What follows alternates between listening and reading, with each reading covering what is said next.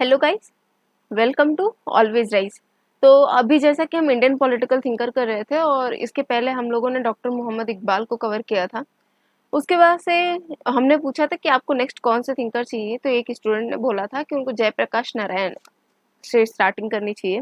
So as I promised कि आप लोग को जो भी थिंकर्स में डिफिकल्टीज होगी I will try to cover them before your exam. ठीक है, तो let's start with Jayaprakash Narayan. He is one of the most influential political thinker बोल सकते हो, क्रिटिक बोल सकते हो। Even after independence he was fighting against corruption.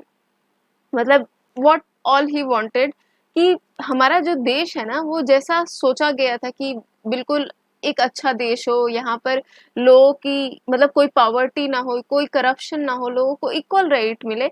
ये इस चीज के लिए till his death he was fighting for it. ठीक है, so let's start with introduction.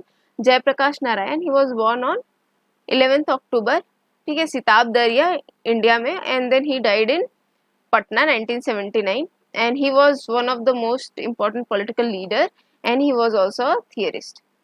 ठीक है, so give me a minute. सो जयप्रकाश नारायण जो है उनको एक तरीके से उनका जो बायोग्राफिकल स्केच था, India's foremost dissenter, critic, intellectual, non conformist and fighter of lost causes that never lose their following, ये इनका एक बायोग्राफिकल स्केच था। ठीक है, और इसमें इनको इस तरीके से डिफाइन किया गया था कि वो इंडिया के सबसे फॉरमोस्ट डिसेंटर थे, सबसे बड़े क्रिटिक थे। He was a intellectual non conformist and fighter for lost causes that never lose their following. See this statement can be directly asked in your question, और फिर पूछा जा रहा था कि ये पूछा जा सकता है कि ये किसके संदर्भ में बोला गया है। ठीक है, तो इस चीज को आपको ध्यान में रखना है कि ये जो है जयप्रकाश नारायण जी के लिए बोला गया था। फिर जो जयप्रकाश नारायण की इंटायर फिलोसफी थी ना, वो दो कैटेगरी में जो है आप इसको डिवाइड कर सकते हो। एक है इनका democratic socialism and the next is सर्वोदया। ठीक है, तो ये दोनों चीजों को आपको अपने एग्जाम के लिए ध्यान में रखना है। और अगर आपको इनके मार्क्सिज्म और सोशलिज्म को और अच्छे से जानना है ना, तो फिर क्या करना है, इनका जो कांग्रेस सोशलिस्ट पार्टी, ठीक है, यहाँ पर इन्होंने अपने इस टाइम पे इनका मार्क्सियन फेज था। सी जो जयप्रकाश नारायण जी थे वो स्टार्टिंग में मार्क्सिस्ट थे पूरी तरीके से। देन वो धीरे धीरे उनको लगने लगा कि हाँ Marxism is not going to solve every problem, तो वो जो है ना बाद में गांधीयन बन गए। ठीक है, सोशलिस्ट बन गए बहुत तरीके से। सो इस चीज को आपको ध्यान में रखना होगा। और उनका एक था वाई सोशलिज्म, मार्क्सिज्म फेज में उन्होंने लिखा था वाई सोशलिज्म, और उसमें उन्होंने कुछ ऑब्जेक्टिव्स दिए थे। ये सारे आपको याद करने की जरूरत नहीं है, बट हाँ कुछ एक बार आप इसको देख लोगे तो आपको वैसे भी याद रह जाएंगे। ठीक है, बहुत ही जनरल और बहुत ही ज्यादा इंपॉर्टेंट चीजें हैं कि सबसे पहले जो है जितने भी प्रोड्यूसिंग मासेस है ना उनको सारे आपको पावर ट्रांसफर कर देना चाहिए। उसके बाद से economic life of the country को क्या करना चाहिए, प्लान होना चाहिए, और ये कैसे हो, वो सब कुछ जो है स्टेट द्वारा कंट्रोल हो। फिर सोशलाइजेशन ऑफ ऑल की एंड प्रिंसिपल इंडस्ट्रीज, फिर चाहे वो बैंक्स हो, इंश्योरेंस हो, पब्लिक यूटिलिटीज हो, सब कुछ। And views to a progressive socialisation of all means of production, distribution and exchange. उसके बाद से कुल मिला के वो बोलते थे कि स्टेट का मोनोपोली होना चाहिए। मतलब बेसिकली जो मार्क्सिज्म का आइडिया है ना वो उन्होंने अपने ये 1936 के सेशन में बोला था। ठीक है, जैसे no recognition of any distinction based on caste and community and no discrimination between sexes, no support on discrimination to any religion by state, adult franchises की भी उन्होंने बात की थी ऑन फंक्शनल बेसिस। तो ये सारी चीजें आपको ध्यान में रखनी है कि ये अभी इनका मार्क्सिस्ट फेज था। वाई सोशलिज्म में उन्होंने ये सारी चीजें डिस्क्राइब की थी। फिर क्या हुआ था, 1940 में एक ड्राफ्ट रेजोल्यूशन हुआ था सेशन, और ये हुआ था आपका रामगढ़ में। इस चीज को भी आपको ध्यान में रखना है। और ये जो है इनका फेज था, ये था फेज ऑफ डेमोक्रेटिक सोशलिज्म। यहाँ पर भी इन्होंने कुछ प्रोग्राम अपने लॉन्च किए थे और इसको बोला गया था इस phase of democratic socialism. And ये प्रोग्राम्स क्या थे कि guarantee of full individual and civil liberty and religious cultural freedom. ठीक है, abolition of all distinction based on birth and privileges, guarantee of equal rights to all citizens, and the political and economic organization of the state to be based on the principle of social justice and economic freedom. तो basically यहाँ पर क्या हुआ, थोड़ा सा आपको देखा जो सेंट्रलाइजिंग टेंडेंसी है ना, वो थोड़ी सी घटने लगी थी यहाँ पे डेमोक्रेटिक सोशलिज्म के टाइम में, क्योंकि यहाँ पर इन्होंने क्या बोला था कि पूरा का पूरा इनको जो है फ्रीडम मिलना चाहिए एक इंडिविजुअल को, सिविल लिबर्टी और उनका रिलीजियस या कल्चरल फ्रीडम हो। ठीक है, तो ये चीज आपको ध्यान में रखनी है। फिर all large scale production to be under collective ownership and control, यहाँ पर भी अभी पूरी तरीके से मार्क्सिज्म से हटे नहीं है, ये इनका सिर्फ एक फेज है जो कि अभी ये आगे बढ़ रहा है। And political and economic organisation of the state to be conductive to the satisfaction of rational requirements of all members of the society. मतलब पहले क्या बोलते थे कि सब कुछ स्टेट द्वारा कंट्रोल होना चाहिए, लेकिन अब क्या बोल रहे हैं कि अब जो है ये सेटिस्फाई भी होना चाहिए कि ये रैशनल है कि नहीं है। ये नहीं है कि जस्ट बिकॉज जो है स्टेट ने बोल दिया तो होना चाहिए, it should be rational as well. Material satisfaction need not to be the top and sole objective. State to aim at creating condition for healthy living and the moral and intellectual development of individual.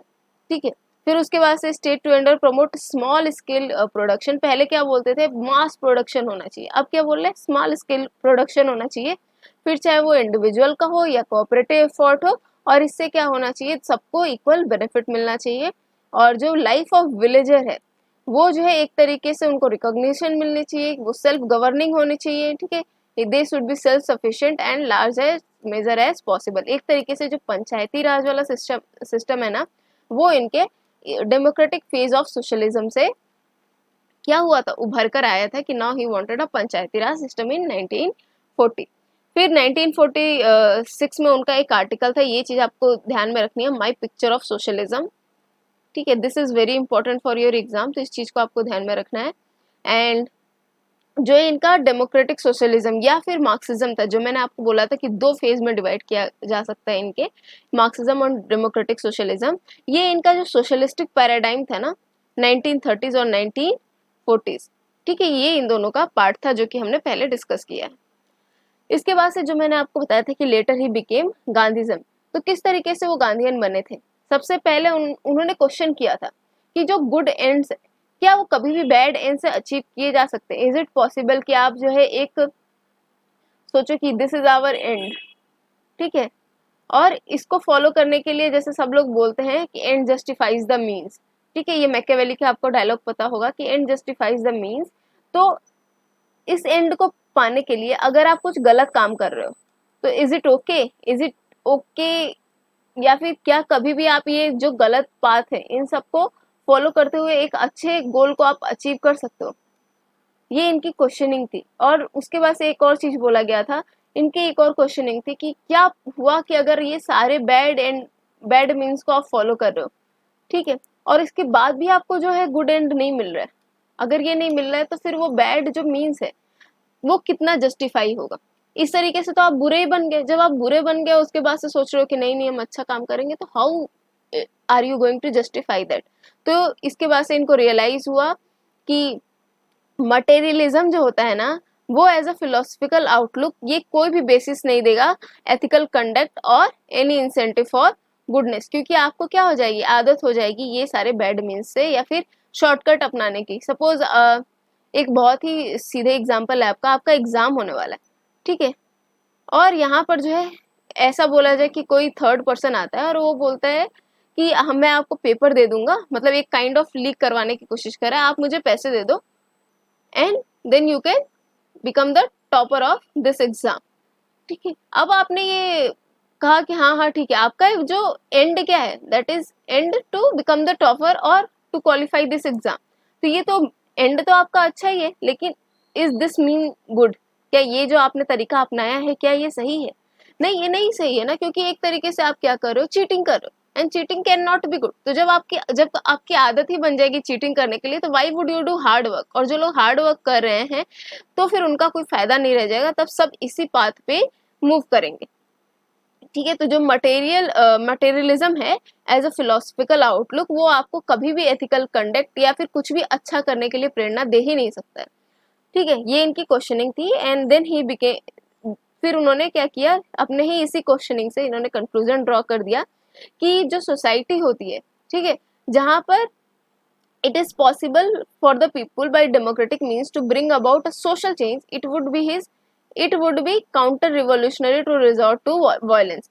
यानी अगर कोई democratic mean से किसी काम को करवाया जा सकता है, ठीक है, तो फिर उस काम को करवाने के लिए वायलेंस की क्या जरूरत है, जब आपको जो है सीधे डायलॉग से ही वो काम हो सकता है। सपोज अगर आपको स्टेट से कुछ चाहिए होगा तो आप प्रोटेस्ट कर रहे हो, आपके पास एक कॉन्स्टिट्यूशनल राइट है, ठीक है, यू आर प्रोटेस्टिंग कि हाँ चलो ठीक है ये एजुकेशन की फीस बढ़ रही है या फिर जो भी आपने प्रोटेस्ट किया, तो जब आपको इसी प्रोटेस्ट से मिल जाएगा तो फिर आपको जो है पब्लिक प्रॉपर्टी को नुकसान करके या फिर किसी भी चीज को नुकसान करके या फिर वायलेंस की तरफ मूव करके आप उस चीज को कैसे, मतलब जरूरी नहीं है ना वो, ठीक है, so it is not good.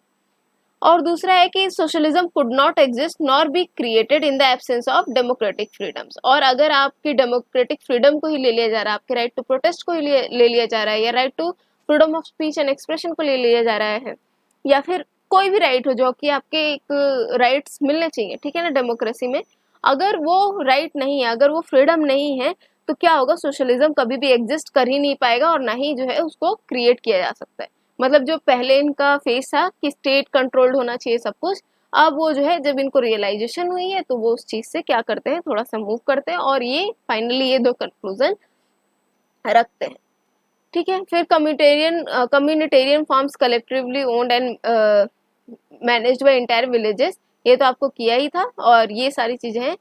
Structurally and territorially the Panchayati democracy under the Sarvodaya, जो जयप्रकाश नारायण जी का विजन था, would take an organic institutional form in which the gram or nagar sabha became the base for which sprung two systems of government going up higher levels। और ये चीज मैंने आपको बताई थी कि जो उनका बेसिस था कि जो आपको जो विलेजेस को ऑटोनॉमी प्रोवाइड करे, यही जो है हमारे पंचायती राज का इवोल्यूशन बनेगा। और इन्होंने अपने सर्वोदया में जो है ये कंसेप्ट भी दिया था कि there should be a panchayati raj system, या फिर ग्राम सभा होना चाहिए, नगर सभा होना चाहिए, और ये जो है एक तरीके से ये सिस्टम होना चाहिए, डिसेंट्रलाइज सिस्टम होना चाहिए, ठीक है। तो ये चीज हमने आपको पहले भी बताई है और ये दोबारा से इस चीज में बोला गया। In 1948, he, together with most of the Congress socialists, left the Congress Party and in 1952 उन्होंने जो क्या किया, प्रजा सोशलिस्ट पार्टी बनाया था। तो बेसिकली क्या हुआ था, वो जो है ना, ये जो 1948 में जो कांग्रेस सोशलिस्ट पार्टी थी, उनको उनका जो काम वाम है वो पसंद नहीं आ रहा था, तो फिर उन्होंने क्या किया, कांग्रेस पार्टी को ही छोड़ दिया और 1952 में उन्होंने खुद की एक पार्टी बनाई जिसका नाम था प्रजा सोशलिस्ट पार्टी। तो ये आपके एग्जाम के लिए इंपॉर्टेंट है, ये फैक्ट जो है वो इंपॉर्टेंट है, बाकी सब तो कंसेप्चुअल अंडरस्टैंडिंग है, but this fact is important. फिर he soon becoming dissatisfied with the party politics, मतलब पहले इन्होंने पार्टी बनाई, अब उनको लगने लगा कि ये पार्टी पॉलिटिक्स बहुत खराब है और इसके बाद से वो बहुत ज्यादा डिससेटिस्फाई हो गए, तो उन्होंने क्या कर दिया, इसको छोड़ दिया और अपने आप को जो विनोबा भावे ने भूदान योजना मूवमेंट शुरू किया था, बिल्कुल उसके साथ लग गए कि हाँ भाई जो लैंडलेस हैं उनको जो है क्या करना चाहिए, जो जमींदारी की जमीनें हैं, ठीक है, जो कि लोगों ने गलत तरीके से अपनाई है या फिर लोगों के पास एक्सेस है, तो वो लैंडलेस को क्या करना चाहिए, भूदान करना चाहिए। और ये क्वेश्चन जो है आई थिंक आपके यूजीसी नेट में पूछा भी गया था किसी ना किसी पेपर में कि भूदान योजना मूवमेंट किसने शुरू किया था। तो अगर विनोबा भावे का ऑप्शन है तो very good, mark Vinoba Bhave, लेकिन अगर विनोबा भावे का ऑप्शन नहीं है तो then you have to mark Jayaprakash Narayan, ठीक है। तो ये चीज को आपको ध्यान में रखना है। फिर व्हाट हैपेंड आफ्टर इंडिपेंडेंस, ठीक है, हमने क्या बोला था कि वो उनकी बायोग्राफी में क्या बोला गया था कि वो जो है लास्ट तक लड़ते रहे थे कुछ कॉजेस के लिए, और वो कॉजेस कभी भी अपना सिग्निफिकेंस नहीं लूज करें। तो यही जयप्रकाश नारायण जी की भी कहानी है कि even after independence he was fighting for it. तो 1974 में उनको समझ में आया कि इंडियन जो पॉलिटिक्स है वहाँ पे क्या है, बहुत ज़्यादा करप्शन हो गया है, बहुत ज़्यादा अनडेमोक्रेटिक हो चुका है, और ये कब हुआ था, इंदिरा गांधी के टाइम में हुआ था, ठीक है। वो मतलब कुछ भी अपने डिसीजन लोग ले रहे थे, ठीक है, कोई भी जो ग्राउंड लेवल था या फिर कोई भी लोकल कम्युनिटी थी उसकी ज़्यादा इन्वॉल्वमेंट नहीं हो रही थी, तो उनको लगा कि बहुत ज़्यादा ये अनडेमोक्रेटिक गवर्नमेंट हो गई है, बहुत ही ज़्यादा करप्ट हो गई है, तो देन उन्होंने जो है इसका विरोध किया। और यहाँ पर इंदिरा गांधी ने इस चीज को समझने के बजाय क्या किया, इमरजेंसी डिक्लेयर कर दिया और फिर उनको क्या कर दिया, प्रिजन में भेज दिया। मतलब एक ऐसी सिचुएशन जहाँ पर एक फ्रीडम फाइटर और साथ ही साथ ये क्रिटिक गवर्नमेंट का उसको किस तरीके से जेल में भेज दिया जाता है। और ये जो है सिस्टम ये हमेशा चलता रहता है। अगर कोई भी गवर्नमेंट जो है एक्स्ट्रा पावर लेने की कोशिश करती है तो उस टाइम पे जो भी इंटेलेक्चुअल्स होते हैं वो अगर उनका विरोध करते हैं तो दे गो इनटू प्रिजन। ये मोस्ट ऑफ द जहाँ पे डेमोक्रेसी खत्म हो रही होती है ऐसे गवर्नमेंट में होने लगता है। सो इन प्रिजन व्हाट हैपेंस कि उनकी जो हेल्थ है वो गिरने लगी, ठीक है। उसके बाद से 5 महीने बाद उनको रिलीज तो कर दिया गया, लेकिन फिर he never regained his health and then he died, ठीक है। अब इसके अलावा कुछ अदर इंपॉर्टेंट इन्फॉर्मेशन है जहाँ से डायरेक्ट क्वेश्चन पूछा जा सकता है। तो सबसे पहला पोस्टथॉमसली उनको भारत रत्न का अवार्ड मिला था फॉर पब्लिक अफेयर्स, ठीक है। और आपको पता है ये हमारा हाईएस्ट सिविलियन अवार्ड होता है। फिर उनको राष्ट्रभूषण अवार्ड भी मिला था FIE फाउंडेशन की तरफ से। रेमन मैग्सेसे अवार्ड भी मिला था फॉर पब्लिक सर्विस, ये चीज भी आपको ध्यान में रखना है। फिर कौन सी साइट्स है जो कि जयप्रकाश नारायण जी के नाम पर है, तो वो है आपका द पटना एयरपोर्ट, फिर बहादुर शाह जफर मार्ग, ठीक है। ये the largest hospital run by Delhi government and the teaching hospital of Maulana Azad Delhi in his name situated on Bahadur Shah Zafar Marg, ठीक है। तो और on 1 August Chhapra Delhi Chhapra weekly express was renamed as Loknayak express in his honour. तो इस चीज को भी आपको ध्यान में रखना है क्योंकि ये बहुत ज्यादा पुराना नहीं है, बहुत ज्यादा नया है। तो इस चीज को आपको ध्यान में रखना है कि कौन सा न्यूज़पेपर था जिसको क्या कर दिया गया, जयप्रकाश नारायण जी के नाम पे रख दिया गया, ठीक है। तो इस डायरेक्ट पूछा जा सकता है। फिर है Digha Sonpur bridge, it is a rail road bridge across Ganga in Bihar. फिर Jayaprakash Narayan Nagar a residential area in Bangalore and Jayaprakash Nagar a residential area in Mysore and trauma centre at AIIMS New Delhi was named after him. So I hope आपको ये वीडियो पसंद आई है। मैंने सिर्फ और सिर्फ जो फैक्ट्स है, इंपॉर्टेंट फैक्ट्स हैं जो कि आपके एग्जाम के लिए इंपॉर्टेंट है, उनको कवर करने की कोशिश की है। साथ ही में आपको एक बेसिक आइडिया दिया है कि किस तरीके से जो है उनकी लाइफ के फेजेस गए हैं, सो दैट कि आपको एक जो है कम टाइम में कंसेप्चुअल अंडरस्टैंडिंग भी हो। सो आई होप आपको ये वीडियो पसंद आई है। अगर आपको ये पसंद आई है so please do like share and subscribe and don't forget to comment. आप अपना फीडबैक जरूर दीजिएगा, इससे हमें क्या मिलती है, मोटिवेशन मिलती है, ताकि हम जो है आपका वो करें। और आपको अगले थिंकर कौन चाहिए ये भी आपको कमेंट करके बताना है, क्योंकि then we will start. Okay, so thank you so much.